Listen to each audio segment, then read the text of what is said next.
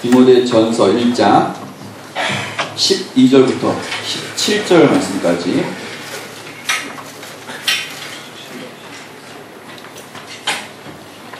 다 함께 한 목소리로 읽겠습니다. 시작! 나를 능하게 하신 그리스도 예수 우리 주께 내가 감사하니 나를 충성되이 여겨 내게 직분을 맡기시니 내가 전에는 비방자요 박해자요 폭행자였으나 도리어 긍휼을 입은 것은 내가 믿지 아니할 때에 알지 못하고 행하였습니다. 우리 주의 은혜가 그리스도 예수 안에 있는 믿음과 사랑과 함께 넘치도록 풍성하였도다. 이보다 모든 사람이 받을 만한 이 말이여 그리스도 예수께서 죄인을 구원하시려고 세상에 임하셨다 하였도다. 죄인 중에 내가 괴수니라. 그러나 내가 긍휼을 입은 까닭은 예수 그리스도께서 내게 먼저 일체 오래 참으심을 보이사 후에 주를 믿어 영생 얻는 자들에게 본이 되게 하려 하심이라. 영원하신 왕 곧 썩지 아니하고 보이지 아니하고 홀로 하나이신 하나님께 존귀와 영광이 영원 무궁토록 있을지어다. 아멘. 오늘도 하나님 앞에 나와서 예배하는 여러분들의 삶 속에, 가정 속에 하나님의 크신 은혜와 사랑이 충만하기를 주님의 이름으로 축원을 드립니다. 다 함께 고백합시다. 나는 하나님의 사랑받는 자녀입니다. 아멘. 옆에 있는 분께 당신 하나님의 사랑받는 자녀입니다.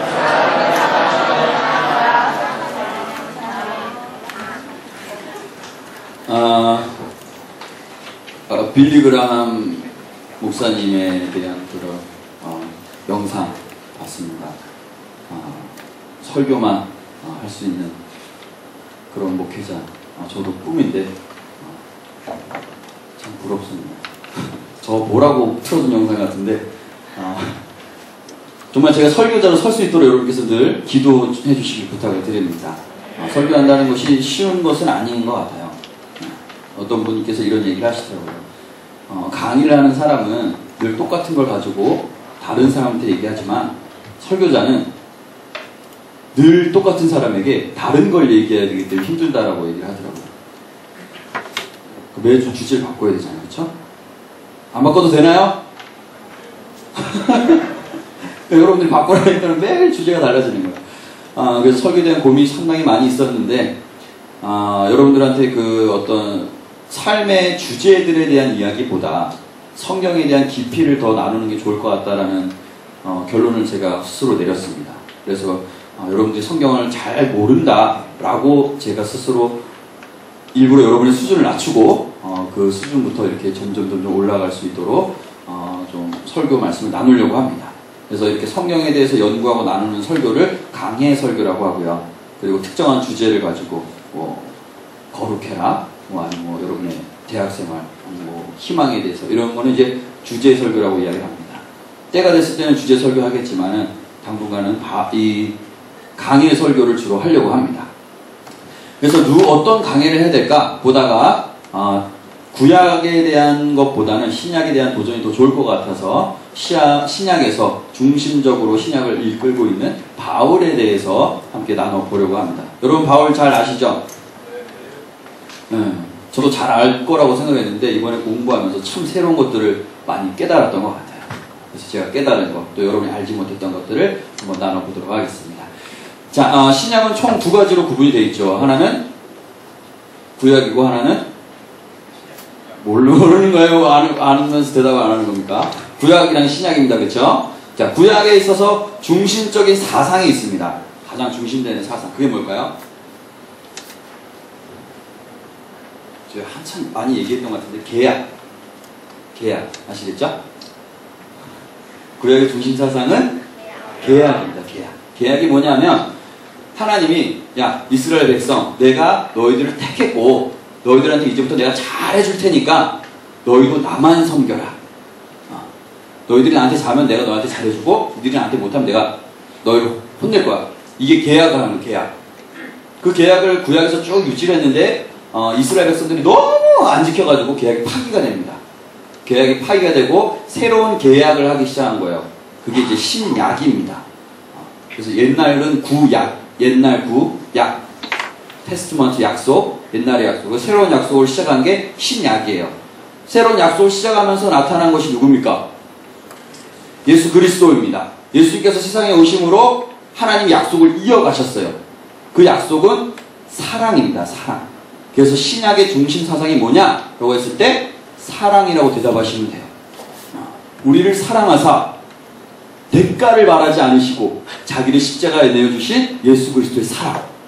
그게 성경책에 기록이 됐는데 총 4가지. 뭐죠?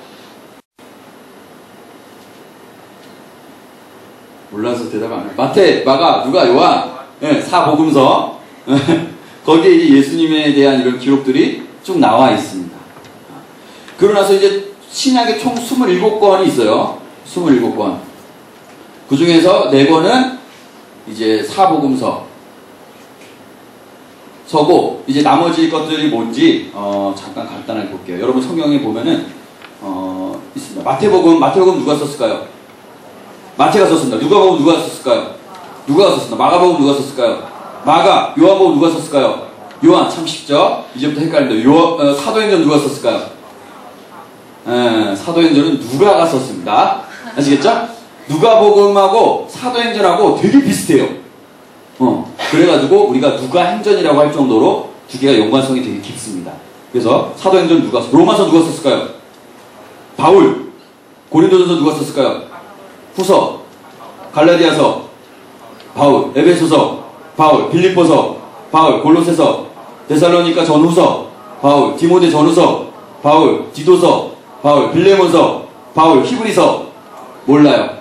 히브리서는 몰라요. 바울이 썼을 것 같은데 바울이 썼는지 확실하게 모르겠어요. 그래서 히브리서만 애매합니다. 자, 그리고 이어서 야고보서. 야고보서니까 야고보서 썼죠. 자, 베드로 전후서. 베드로. 요한 1, 2, 3, 4. 요한이 썼어요. 유다서. 유다가 썼어요. 가룟 유다 쓴 게 아니라 야고보의 형제 유다가 썼습니다. 요한 계시록. 요한이 썼습니다. 쉽죠? 누가 썼는지 알기. 자, 이렇게 봤을 때 이 바울이 총 27권 중에서 13권을 바울이 썼습니다. 13권. 그러니까 반 이상이죠. 히브리서를 만약에 바울이 썼다 그랬을 때는 14권이나 됩니다. 그만큼 이 신약성서의 중심 사상을 이끌고 있는 것이 바울이라는 거예요. 바울. 근데 바울이 이런 베드로나 다른 12제자들처럼 예수님과 동행하지는 않았어요. 바울은 아예 다른 삶을 살다가 회심하고 하나님의 복음을 전한 사람입니다. 그래서 신약의 중심은 예수 그리스도와 바울이에요. 바울의 그 사상과 선교 때문에 지금 우리가 예수님을 믿게 된 것입니다. 그럼 이 바울에 대해서 어떻게 이해하고 또 봐야 되는지 그걸 나누도록 하겠습니다. 자, 바울 원래 이름이 뭐죠? 사울. 사울이 은혜 받아서 뭐가 됐어요? 바울이 됐다라고 이야기를 하는데 딱 정확하게 사울이 이름을 바울로 바꿨다라고는 안 나와요. 여러분들 바꾼 줄로 알죠? 근데 바꿨다라고는 안 나옵니다.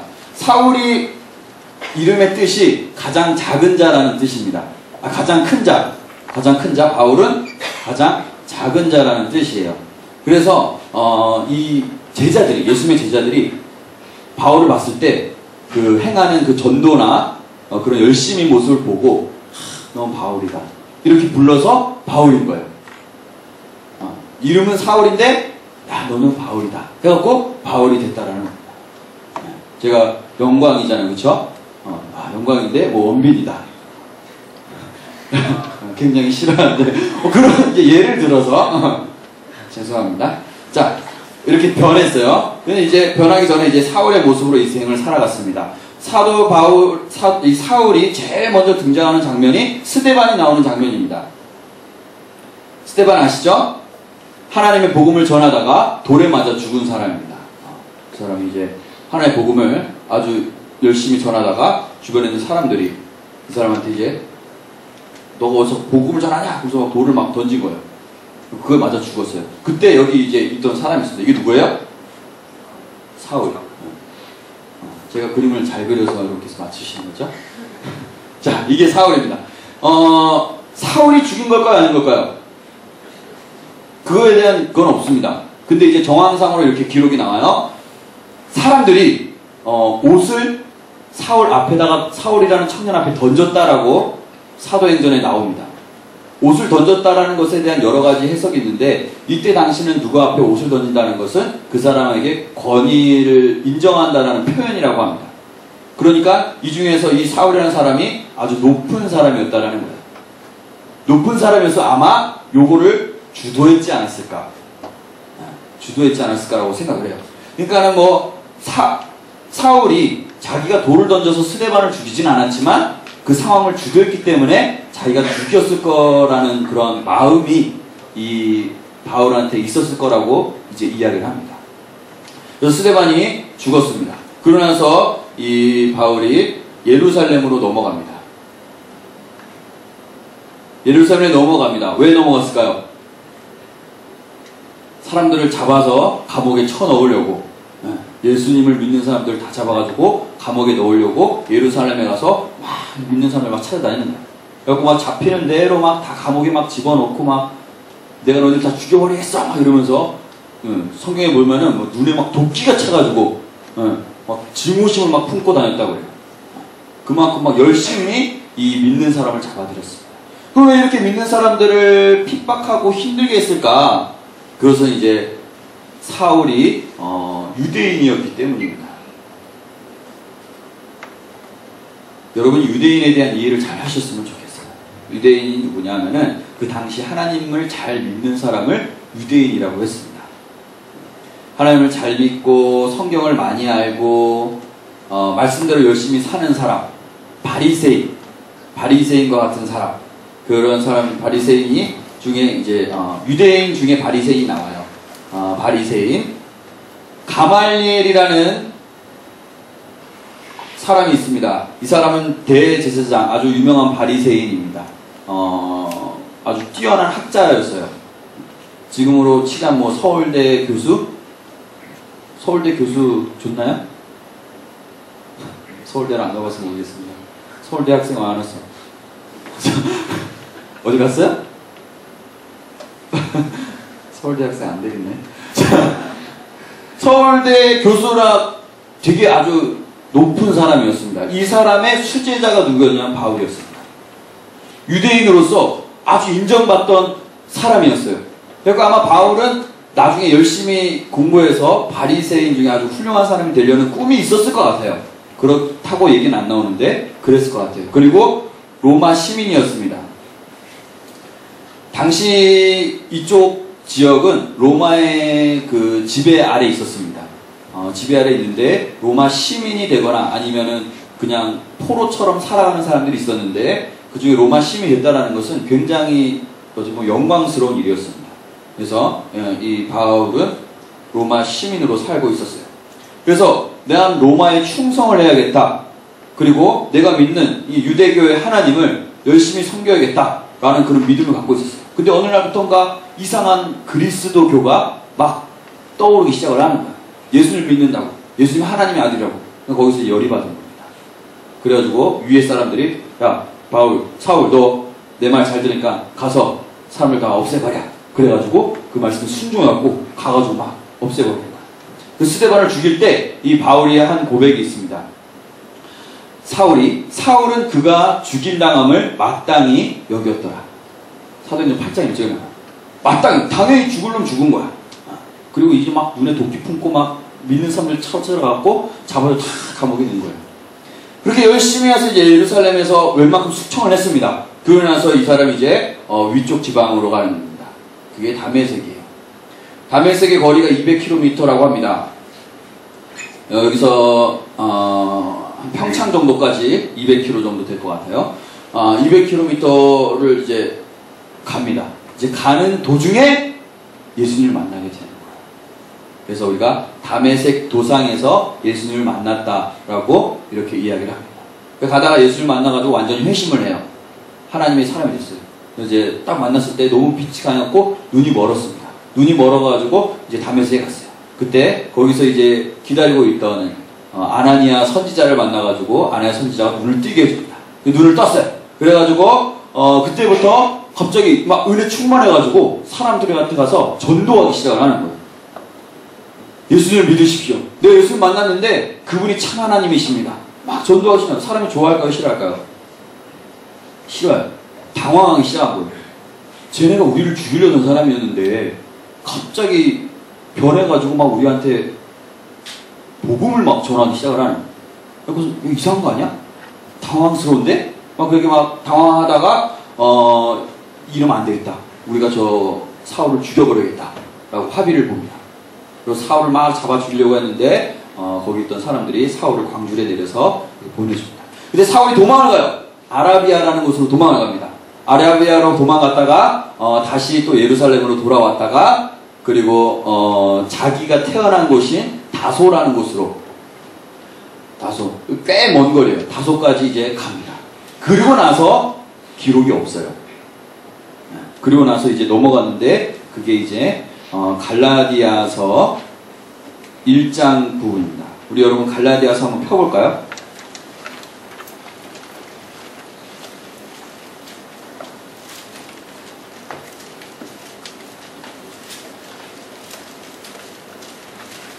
옆에 있는 분께 한번 고백합시다. 졸지 마.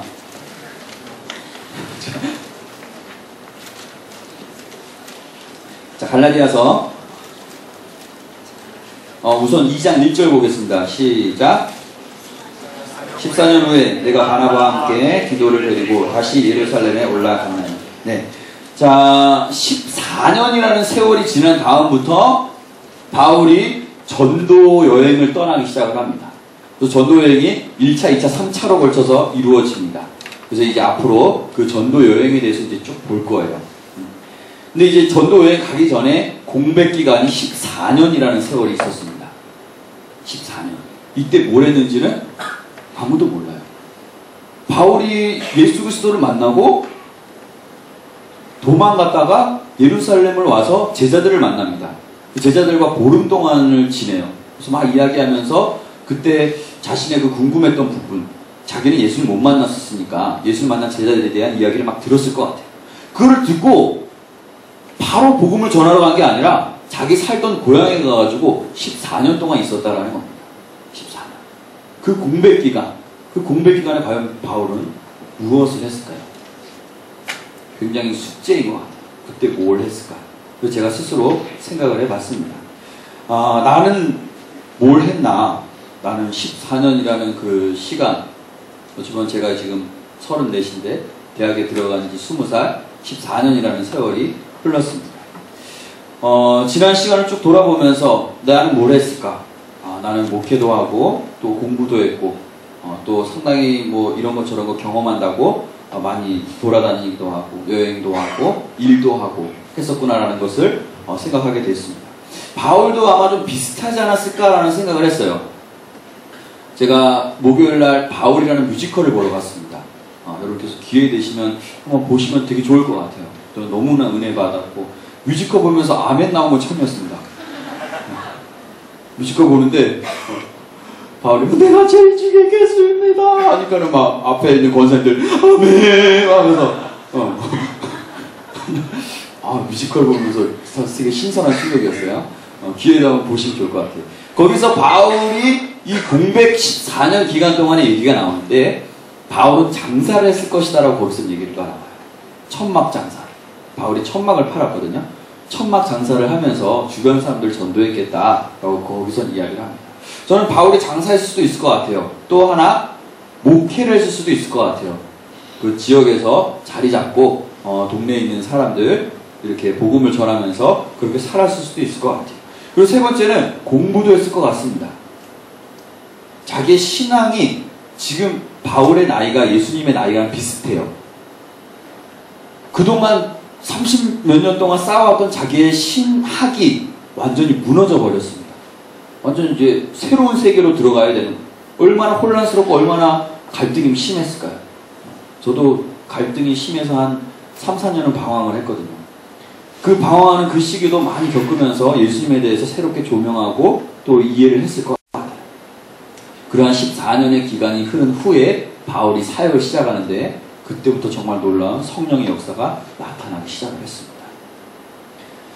14년이라는 세월, 어찌 보면 저는 여러분들이 그 14년이라는 세월을 지금 보내고 있는 것은 아닌가라는 생각은 들어요. 여러분들은 아직 인생에 있어서 뭐 이렇다 할 꽃을 피우지도 않은 시기고 또 그 꽃을 피우기 위해서 달려가는 시기인 것 같습니다. 저는 여러분이 이때에 뭔지 모르지만 여러분이 살고 있는 그 삶 가운데 경험이 있고 성장이 있고 도전이 있고 성취가 있기를 바랍니다. 정말 아무것도 없이 그냥 있는 것이 아니라 뭔가를 자꾸 도전했으면 좋겠어요. 많이 경험하시고 경험에 대해서 잘 이해를 하시기 바랍니다. 나는 클럽을 경험해야지 클럽에 갔다가 죽순이가 되지 마시고 그런 거 하지 마시고 경험해보세요. 이런 세계도 있구나. 다른 나라 이런 세계도 있구나. 경험 많이 해보시기 바랍니다. 그리고 나서 더 성장하시기 바랍니다. 도전하시기 바랍니다. 저는 전에 고백했지만 노래를 못한다고 싸다기를 맞았습니다. 선생님한테. 노래 못한다고. 초등학교 3학년 때. 초등학교 3학년이 못하면 얼마나 못하겠습니까? 근데 노래 못한다고 싸다기 맞았지만 저는 지금 노래 부르는 거 상당히 좋아합니다. 엄청나게 도전했어요. 작곡까지 할 수 있고. 제가 중학교 때 글씨 못 쓴다고 선생님한테 혼났습니다. 맞기도 했고요. 글씨 못 쓴다고. 근데 지금은 글씨를 그래도 꽤 잘 쓰는 편이라고 생각합니다. 남들 앞에 서는 것을 되게 부끄러워했어요. 남들 앞에 서본 적이 한 번도 없었습니다. 하지만 지금 저는 남들 앞에서 설교를 할 수가 있습니다. 이런 상황까지 오기까지 상당히 많이 도전했고 상당히 많이 실패했고 그런 시간을 겪었습니다. 많이 경험했고요. 그리고 이런 것들이 저에게 있어서 재산이 됐고 지금 제가 이 자리에 설 수 있게 된 것 같습니다. 그래서 제가 무슨 열매를 나타낸 건 또 아닌 것 같아요. 저는 아직도 준비하는 기간이라고 생각을 합니다. 하지만 이 기간이 결코 헛된 시간은 아니라고 믿습니다. 여러분이 지금 보내는 이 시간들이 결코 헛된 시간이 아니라고 믿습니다. 여러분 이 시간을 소중히 여기시기를 바라요. 놀아도 그 시간을 소중히 여기시기 바랍니다. 게으른 시간을 보내도 그 시간을 소중히 여기시기를 바라요. 그래서 이 정말 준비 기간을 통해서 정말 귀하게 쓰임받았던 바울처럼 여러분 여기 모인 여러분들도 하나님께 귀하게 쓰임받는 여러분 될 수 있기를 바랍니다. 제가 오늘 한 가지 주목하고 싶은 거는 바울이 14년의 기간 동안 상당히 큰 죄책감에 시달렸다라는 거예요. 자기가 스데반을 죽였다라고 바울은 생각을 했어요. 그래서 오늘 읽은 말씀 가운데 내가 죄인 중에 괴수라는 표현이 있습니다. 사람을 죽였다라는 그 죄책감. 여러분 사람 죽여보셨죠? 아니잖아요. 그렇죠? 우리 사람을 죽일 수가 없습니다. 죽이면 안 되잖아요. 근데 사람을 죽인 사람들의 그 마음 가운데 엄청난 죄책감이 있어요. 그 죄책감을 견디지 못하는 사람들이 자살을 하는 거고 그 죄책감을 극복하려는 의지가 없는 사람들이 또다시 살인을 하는 겁니다. 죄책감. 이 바울은 그 죄책감에 견디지 못했던 것 같아요. 근데 그 죄책감을 다 씻게 됩니다. 그게 누구를 통해서? 예수 그리스도 통해서 다 씻게 됩니다. 이런 기간 동안에 넘어지고 쓰러지고 다시 회복되고 하는 그 14년의 공백, 성경에 비록 나오진 않지만 그 기간을 여러분께서 기억할 수 있기를 바라고 그 기간을 통해서 더욱더 훌륭한 사람이 된 바울처럼 여러분도 더욱더 훌륭한 사람이 될 수 있기를 주님의 이름으로 축원을 드립니다. 아멘. 기도합니다. 사랑의 하나님 감사합니다. 오늘 말씀을 통해서 바울의 삶과 또 바울의 그 공백의 기간을 한번 나눠봤습니다. 하나님, 바울이 그렇게 훌륭한 사람으로 하나님 앞에 쓰임받을 수 있게 된 것은 그 공백의 14년 기간이 있었음을 오늘 말씀을 통해서 보게 되었습니다. 그 기간 동안 하나님을 만나고 하나님의 은혜를 체험했던 것처럼 우리 삶 가운데 지금의 시간이 더욱더 하나님의 은혜를 체험하고 하나님을 만나는 거룩한 시간 될 수 있도록 인도하여 주시옵소서. 감사드리며 사랑이 많으신 예수님의 이름으로 기도드렸습니다. 아멘.